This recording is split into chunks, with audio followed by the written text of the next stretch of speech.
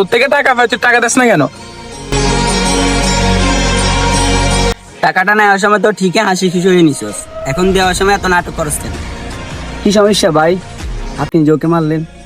আরে ভাই, ওর থেকে আমি 1,000 টাকা পাই, আজকে দিব বলে কালকে দিব বলে ঘুরে পেয়েছে, এখন টাকাই দিচ্ছে না।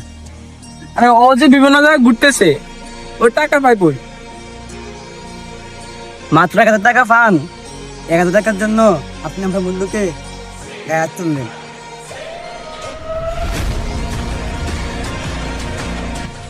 এই ধর তোর 1,000 টাকা, ক্লিয়ার?